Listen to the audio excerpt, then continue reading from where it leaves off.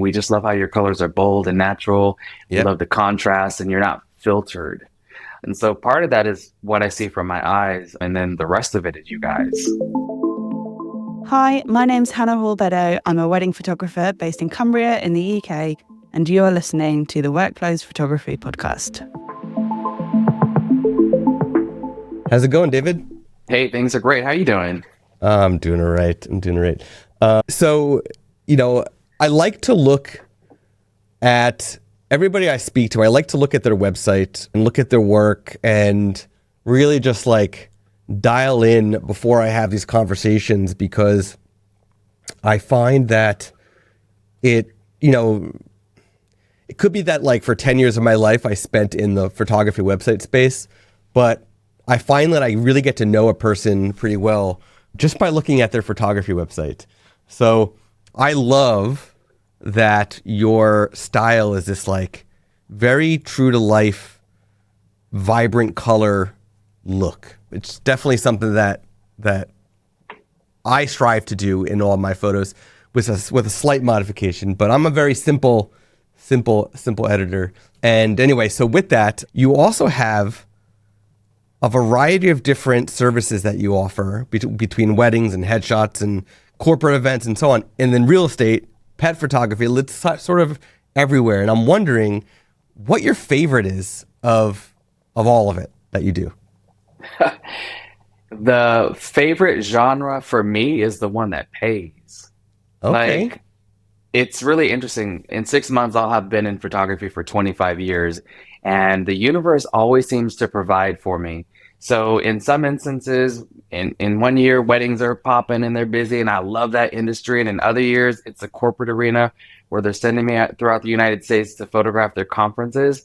I just like being in the space, capturing those moments, and being engaging with people. I don't necessarily have a favorite genre because every year it's completely different for what I'm Mhm. given.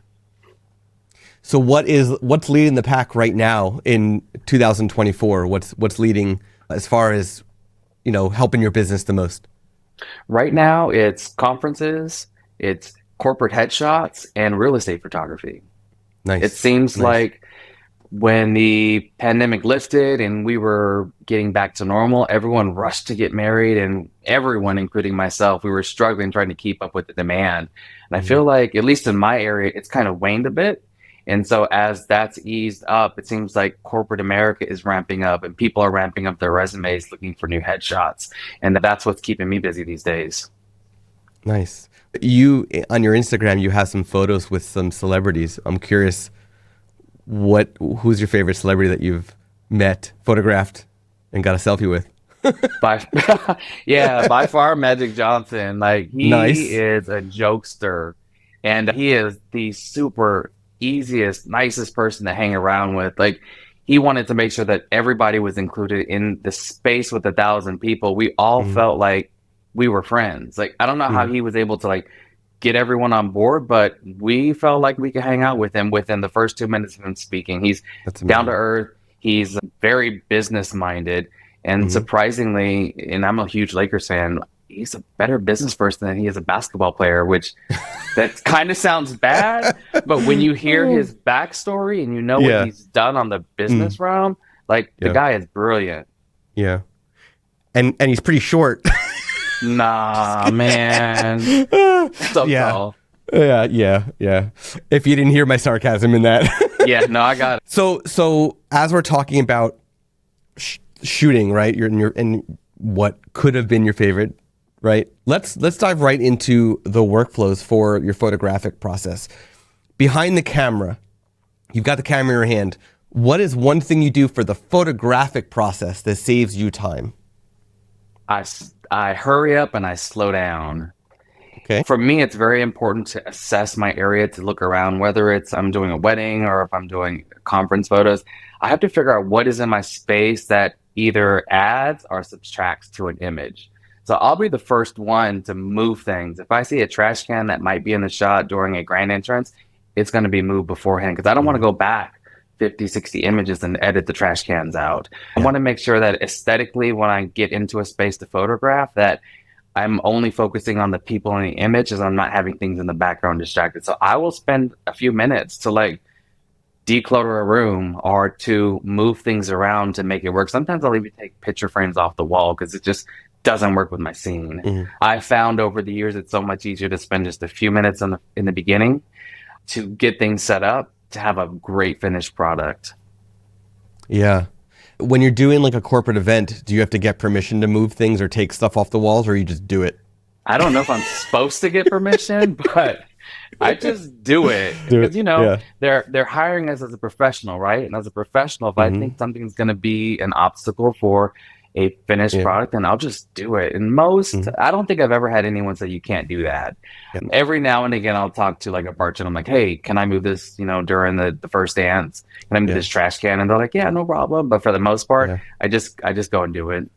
Yeah. Related, but also unrelated. So at, what was it, Imaging USA? So 2024 Imaging USA, or maybe it was WPPI. I can't remember exactly which. Oh, it was WPPI because I remember it was the second of the big events. So they where our booth was, we had a fantastic location, but they planted one of the giant garbage cans like the corner front. If you're facing our booth, it was like the front left corner of our booth, like practically touching our booth, our carpet. And I'm like, this is I mean, it's convenient to throw stuff away, but it's distraction. Like, so I moved it to mid aisle, and by the next day they put it back. Like they didn't want to remove it.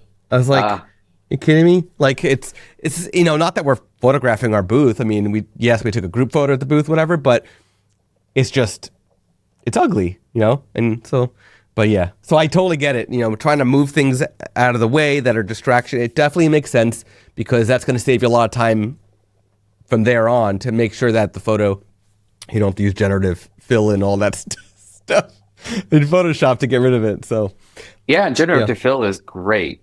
But you got to remember, I started pre-YouTube era, so we didn't have any of those tools that you can circle around and erase. It was going through every single image and trying to recreate what was in the background. So, kudos to Adobe and kudos to what we have today. But going back as far as I mean, I even started with film. Like, that's not an option. So it's a process that might be outdated, but I still feel like 2 minutes in the beginning will save you hours at the end. Yep. For sure. Moving into the business side of things, what is one thing you do for your business that either saves you time or money? Okay. So for me is actually spending money and taking the time to build a CRM system. Nice. I was the first one to say, hey, why would I have a CRM system? I can like create a Word document and have all these forms and just cut and paste and back and forth. But as the business grew and as things got busier, I realized that I couldn't keep up with the cut and paste aspect. I couldn't keep up with following up with clients. And so having a CRM system that you've built that helps you with the flow of your customer, your client experience from the beginning to the end, has really helped me level up. I can get more clients in. They all feel like they're having a personal touch, and it's all just, sending out emails that have already been created by adding a sentence or two. So, as you just said, you didn't want to do like the Excel, the Google Sheet, the Word document, whatever it might be. So you must have gone through progressions of CRM systems over the years in your business. How many times have you changed CRM systems over the years? I had two. Two, okay. And I've ended up with 17 hats. Hats for life. Customer service is fantastic. The interface, although I'm not a programmer, it took a few months to get familiarized with it. But once you're in it, you realize how much it can do for you autonomously without you even being part of the process. That helps clients have touch points throughout the inquiry phase. Once they're booked, there's touch points that I have with my clients that will get them close to their engagement session with tips or get them close to planning their wedding and having the room clean by the time I get there. And then there's even like post follow-up where I can follow up for reviews. I can follow up with gift cards, etc. And when you spend time to build it, you just activate a workflow and it does its thing. And I fucking love it. Whoops. I freaking love it. I freaking love it. It's fantastic. Awesome. Yeah, CRMs are definitely a game changer for every business, whether you're a photography or something else. I mean, it's, I think like going from a spreadsheet is a good starting point for a brand new business, but if your business is going well, you're going to quickly evolve into a true CRM. So it's nice that you didn't have to change too many times, because changing can be such a hassle. So Yeah. good. Let's talk about editing now for a second. What is one thing you do for editing, besides from Imagine, that has saved you time? Learning your white balance. If you can learn your white balance in camera before you take a shot and getting it dialed in beforehand, it can save you so much time in the back end. And if you're working with additional photographers, if you come up with a white balance within a couple hundred, points away, you're going to have a congruent edit, especially once you put it through the Imagine software. Yeah. Do you have a tool of choice that you use for getting, proper white balance in camera? These eyeballs. Nice. I mean, All right. with mirrorless cameras, you can dial it in before you even press the button. So if you can get your exposure, your ISO, your shutter, your f-stop in, and then you get your ISO your white balance dialed in, you're for the most part good to go. Nice. Whenever I do, so I'm colorblind. So I've always had a struggle with color since the film days, and my tool of choice has always been the Color Checker Passport. The pre-Passport version, it was the big Color Checker. But when they came out with Color Checker Passport and it talked to Lightroom so perfectly, I immediately switched to that. I was like, ooh, this saves me even more time. So that's always been my choice, but it's because I can't trust my eyeballs. Yeah. And that's brilliant. And that's why I have conversations with my second shooters, because I have two second shooters that are also colorblind. And so I'm like, hey, try to be around 3900. And they're like, okay, great start. But it's really interesting that you mentioned that my style of photography is true colors, true to life. And that's what I strive for. And every client that reaches out to me says the exact same thing. We just love how your colors are bold and natural. We love the contrast, and you're not filtered. And so part of that is what I see from my eyes, and then the rest of it is you guys. Like, your software is basically creating another version of me, which is fantastic. Right. Sweet. Yeah, we're going to get to Imagine down the road, but let's now move into what happens after a session. So let's say I'm just going to throw out there a corporate event, okay? What do you do after a corporate event that has either... Well, let's just go. What happened after a corporate event that has increased business for future corporate events? Okay. Well, we could start with what's happening during, and then we can jump into what happens after. Oh, okay. So, all right. During a corporate event, I always make sure I knew who all the head players are, not only to the corporate clients that are hiring me, but there's probably bigwigs there, right? That probably need a new headshot, or probably need some new photographs where they're speaking at a presentation. So I try to figure out who the key players are to make sure that I have photographs for them. And then I also have a point of contact, whether it's a digital asset person or it's someone who's on the social media team. Through the conference, every hour, I'm constantly sending them snippets of what's happening so they can share on their social media spreads, they can share on their LinkedIn in real time to engage the people that are there and to engage the people that wanted to be there that are going to book the next year. So I provide a same day service for all of my clients at additional charge, of course, but I can send them content that they can use and they can share in real time. And that gets them, yeah. Yeah, no, I was actually going to ask, sorry to cut you off, but I'm curious, can you walk through that piece of that workflow for us? Like, sure. How are you doing that where you're getting it so fast to that social media team while you're in the middle of the event? Sure, absolutely. So I'm a Canon guy, and most camera companies these days have a tethering system or an app so you can access your photos or you can send them to your phone. I use a feature that can tag the images from my camera. So when I pull up the app, it'll show me only the ones that I've tagged, and it's just a quick button. So when I have a few downtime minutes, I turn on the app, I pull up the ones that I want to tag. I've got an iPhone, I hit the auto button. And for the most part, they're good to go. And then I usually have the person's contact WhatsApp information. WhatsApp allows you to send about 29 or 30 images at a time, and I just push them through. Whether it's an individual person or if it's a group WhatsApp message, I can send up to 30 at a time, and it doesn't take any time at all.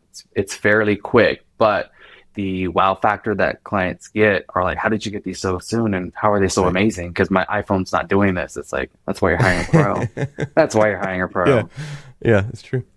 Okay, so that was great. Thanks for sharing that. You were saying, I think you were about to move into after the Afterwards, event. yeah. Yeah. So, I'm always plugging like, wait, you guys don't get this service already with your other photographers and your other locations? They're like, we've never seen this. This is great. And I always thought, hey, I travel, right? Hey, I travel, right? And then afterwards, I send them their gallery within a couple of days, and they're like, these are so quick. I can't believe they're done so fast. How do you do Hmm. it? Well, I have a team. My team is, of course, you guys. But they're so excited to have photos during the conference and photos after the conference within a couple of days. And I reiterate, hey, where are you guys going next year? Would you like the same service from me next? You already know the experience that you've gotten with me. Would you like me to come with you guys next year? And Hmm. it's amazing. Most of them say yes. And it's That's great awesome. because I get a vacation and I get to travel and I get to do what I love. So it's Yeah. awesome. Yeah. That is cool. That is cool. Nice. My favorite part of the show, which I started doing in season 2, and I'm going to keep it going until people get bored of it. Pick I already a know. color. Green, green. Whew. That was the one that was in my head before All we right. even started. All right. I'm going to thumb through them. You tell me when to stop. Okay. Go ahead. Stop. All right. I love that you knew where I was going with this. Okay. Ooh. This is going to Dun, be a good dun, one. dun. Did your childhood shape you into who you are today? I suppose everyone's childhood shapes them to who they are today. With regards to photography and my business, we had like the Life Touch portraits every year from our school. Like Mm-hmm. back then, they would give us a free sheet of wallets, and that's pretty much all we could afford. Like we didn't buy packages for everyone. We didn't go to a place to have professional photographs. And when I was about 13, I realized that while most families had like pictures on the wall and lots of photographs from trips and vacations, we couldn't afford that. We didn't have that. So Mm. it branched out in a journey for me to start photography. And I started with the 110 camera, then I got a 35 millimeter camera, then I got an SLR camera. And at some point, it became a business. But I realized the importance and the power of photography, especially not having any of it at home. Mm-hmm. And so knowing that I create, whether it's even a corporate function or a birthday or a wedding, like I'm creating like a moment in time that's going to live past me. And that is epic. That's like food for my soul. So has it affected who I am today as an adult? Absolutely. Awesome. I love it. I love it. Well said. Okay. So this is the part where you're going to be digging deep. And I have a feeling because you've been doing this for so long and you have a lot of systems in place that you're going to nail this one. Taking a look at your business from a 30,000 foot view down, can you share an outline breakdown of your workflow from lead to delivery? And let's focus. We've been talking about corporate events. I think that's a great place to focus because I know you're going to have a different structure for weddings than you would for a corporate event versus headshots, et cetera. So let's focus on the corporate event. Sure. Well, regardless of the genre of photography, the formula is mostly the same. You get an inquiry that comes in and you respond to it. In the corporate arena, what I found that's been super helpful is try to get back to them within 10 minutes or less. Try to focus on scheduling a Zoom or a phone call with them to get the information that you need to get them an accurate quote. And when you do, go ahead and send them your 1099 and send them your business insurance. So it's something that they don't have to ask for later. Mm. And I found that in most instances, I'm the only one that's doing it. So to all the Imaginers out there that are growing their corporate arena business, include it. They will be surprised that you've done that along with a quote that represents what they need. So that's immediate. They have the quote, they've got the tax forms, they've got the business insurance. Then it's just a series of follow-ups. If I haven't heard from them in a couple of days, I'll send them another follow-up. I'll have a link through my CRM system that will set up a Zoom call automatically, which is great. I don't have to be part of that. It looks at my availability and then they pick a date and time. Then we get on a Zoom call with all the players that are planning the conference. and we answer any additional questions that they have. At that time, I throw in, oh, by the way, would you like a headshot station for your guests? Would you like to have team photos for your executives? So I'm always building add-ons, and I'm also adding a service that they might have thought about. So at that point, it's either they're going to pick me or they're not. If they do, then it's a series, it's a contract. Then it's a few additional emails that I send out to them on planning their conference, like trying to get timelines, trying to get pictures of the people who are important for me to photograph, and any last minute changes that I might need to know about that we hadn't talked about earlier in the year. Do I go all the way to the end, or do I go up to this point? Where do you want me to start? Stop. It's wherever you feel comfortable going. It's all good. We got time. So this is cool. This is the part where people really get like the little nuggets, like the one you just shared about sharing like the insurance and stuff. That was a good nugget that most people probably do not think of. So this is the juicy part. Okay, absolutely. So during the conference, I mean, of course, you're working the contact that hire you. And in many cases, it's either an internal person that only deals with conferences and events, or they hire a third-party company that does them. Like you're networking with them in real time to make sure that they're getting exactly what they need. You're meeting the CEOs and the important people, and getting them by first name and making sure that they understand that I'm here for them. And then you engage and you get some fun pictures with people at conferences. The very first conference photography that I photographed, it was for investors. And the lady's like, you're not going to get any good engaging photos. This is a boring crowd. And I'm like, challenge accepted. And I got the most fun and most engaging photographs from the event. And nice. Since that event, they hire me twice a year, and it's great. That's because I'm able to get something out of people that only deal in numbers. Like everyone wants to have fun. Everyone wants to smile. You just have to figure out how to get them into that space. So take them all the way through, send them photos daily, do recaps, do follow-ups every morning to see if there's anything that I can do better, or if anything that I might have missed, or any last minute changes, because in conferences, things change all the time. Rooms change, speakers change, etc. Post-event, follow up with all of the major contacts. If you have time, which typically I don't post a lot on social media, but because I've been giving the photographs to the social media team, they're posting my stuff and tagging me, so it kind of works that way. Yeah. That's a big win. Yeah, it's a big win because they're doing my job for me, right? Yep. And then lastly, just follow up. Make sure that you're asking for those reviews. Make sure that you're asking for critiques to make things better.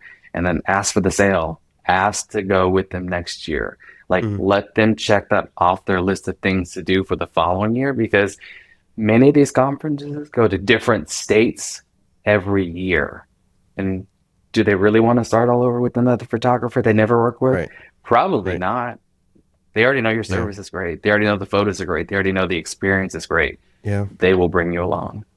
It's kind of, it's not kind of, it is the same. If you go to Imaging USA, you go to WPPI, Imaging USA changes locations every year, but you always see the same people photographing the speakers, in their classes and at the photo walks and stuff like that. WPPI is always in the same location, but it's always the same, except for this upcoming one where they're changing hotels. But same thing every year. It's the same people, because they know those people are going to produce what they want for promoting the event for the following year, and et cetera, et cetera. So that totally makes sense. I do have a question about when you're going back and forth about pricing. How often do you find yourself in the bid running with another photographer? And if it happens often, does the event coordinator come back and say, it's down between you and so, they came in at this price, can you match it or beat it, or can you do something? Do you have to negotiate with them because of competition? Sometimes, but I will say as a general rule, you're never part of that conversation, because they'll never tell you what the budget is. In many cases, so you don't know what to strive for. So you just shoot for what you feel like is good for you for a daily rate. But it's either they love you after the Zoom call, they love you after the clear and concise, broken down quote by day. And my quote says, here are the hours, here's what my deliverables, here's what I'm doing. If they love the consistency of what I'm providing them and in the speed that I'm providing them, price is less of an issue. But if price is an issue and they aren't able to give you a budget amount and they pick someone that's cheaper, you'll probably never hear from them again. And that's okay because those are not my clients. My clients are the ones that can appreciate quality service and quality images. Awesome. Let's talk about AI for a minute. We brought up a little while ago generative fill, how years ago when you first started, I'm you and I are probably this similar age, same thing, it didn't exist, we were shooting film, but now AI is in everything. So what does the future of AI in photography look like to you? Well, if you asked me a year ago, because I was just looking at my iPhone reel and it showed a year ago that I tried generative AI. A year ago, I felt like getting out of the industry because I'm not huge on learning new things. And when I saw what generative fill could do, I freaked out. Like, we're going to be replaced within a couple of years. And as AI has evolved, it's not perfect, but now I can see how I can utilize it as a tool in my business to get better images, to do better work, and to have more time for myself. Awesome. Yeah, I do think that the AI that's things like in Photoshop and whatnot will definitely take some of what we do away, but at the same time, I think it's going to play a bigger role in helping us do better things rather than take our jobs away. Yeah, it's going to impact, but I think it's going to be more of a benefit in the long run. But time will tell, of course. Time will tell. I do think there are some, and this has come up in the past episodes, I do think there are some genres that are more at risk of being replaced than others. Headshots, for example. Not that I want it to, but it's too easy for the AI to replace that, that genre. So we'll see. We'll see what happens. We'll see. Have you tried the headshots? Because that was the first thing that I did. And headshots don't work on bald people. They don't work well. I have tried. Like they've given me red hair and green hair and hair in general. I don't have hair. Yep. So at least for the demographic like us, people who are follically challenged will need a photographer for headshots until they get better. It often tries to make me into a Viking as well. Like nice. I look all scruffy. Like, I don't know. It is funny. It is funny. It's not quite there yet, but it's only going to get better and better. So, I mean, it is a little scary that it has the potential of replacing that genre. But okay. So, as we talked about originally, just to loop things back around, you've got a wide range of work in genre of photography. There's one that is fairly new to Imagine that I know we emailed briefly about it, the whole real estate genre. Did you have a chance to try the real estate features yet or not yet? I have not. So feel free to walk me through it. Well, yeah, so we can always talk about it. But my question, besides in the real estate, because you haven't tried it yet, how did Imagine impact your life otherwise? Sure. So I'll be first to say that I've tried the big boxes, companies that did the contracts with you'll have a personal editor and they'll edit your style. And I've done that. And it's taken so long and it was never right. And you'd send it back and forth for 2 and 3 months and they wouldn't get your style. And it was just easier to just edit yourself. I've tried the big box companies. I've tried individuals and I just couldn't get them to even get close to my style. And I don't feel like my style is that much different to life. So it should be easy. But I was at a point in my business where I was hemorrhaging. I couldn't keep up with my demand. And of course, I didn't want to learn Imagine. And you're like, oh, you need 5,000 or was it 7,500 at the time? Just feed it your catalog and it'll start working. And I'm like, yeah, right. I'm going to try it. And then it did. And it kind of freaked me out. Like, there's another version of me without me having to hire another version of me.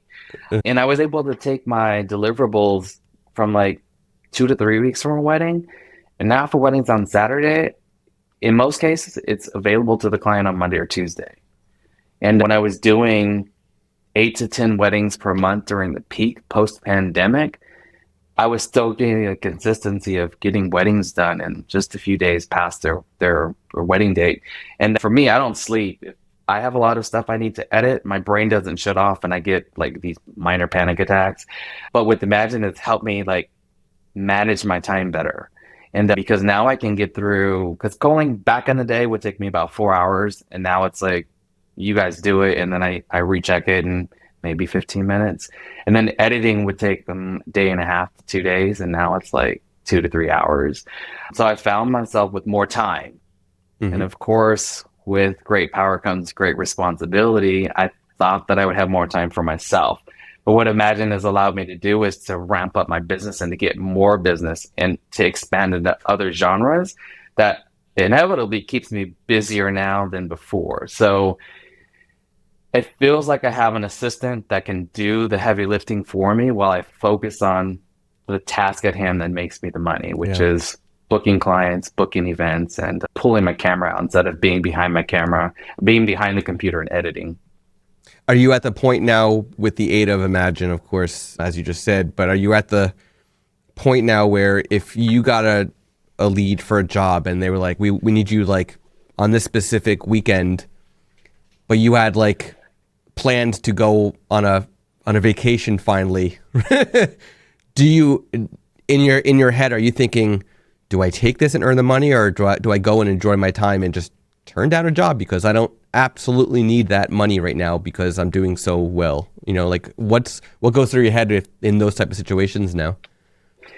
I still go for the money because Okay. All right. because Imagine can work wherever, right? I mean, True. you can call at it while you're at the airport. Like it's not a big thing anymore, where it used to be a daunting task where if I knew I was going on a vacation, they needed the photos in 3 or 4 days, and it was at the beginning of my vacation, you know, I would ruin my vacation by focusing on work. And now it's like, just press a couple buttons and just review it for a little bit and then upload it to your gallery and send them your automated emails to get them those images as soon as possible. So yeah, I always go for the money because in this industry, you know, I'm getting up there. I'll be 50 in a little over a year. We kind of age out, especially in certain genres. So when work comes, I'm going to jump on it because I don't know when the next opportunity will be. And my reality is it's a world of abundance. There's enough work for everyone. But I'm always like, oh, let me just get this next event. Let me get this next project. Yeah. But through the help of your software, I don't have to worry about deadlines anymore because I know that the heavy lifting is done by you. So I can focus on being present in the moment, taking pictures for my clients. Are you, when you deliver fast, are you doing an add-on for a faster turnaround time? Or Depends. Are you just, okay. Depends. Yeah, absolutely. So I have, I call them luxury edits for my brides and grooms. If they want to have their entire gallery within 48 hours, it's an upcharge. I have the same thing for corporate clients. If they want them done within 24 hours, there's an upcharge. Now, if it's a client that I'm trying to win their bid for the following year, I will throw that in as an incentive to get their business for the following year. Good idea. So I just waive that for them. And then going forward, waive it for them as well. Now, what is it costing me? Absolutely nothing. But the dollar amount that's associated with the express edits is something that they're considering when booking me and taking me to another city or another state. Right. I can see that working extremely well for corporate events, for that recurring work year after year. That's a very good idea. So kudos on doing that. Thanks. So David, this has been great. I know there's so many takeaways that people are going to have from this.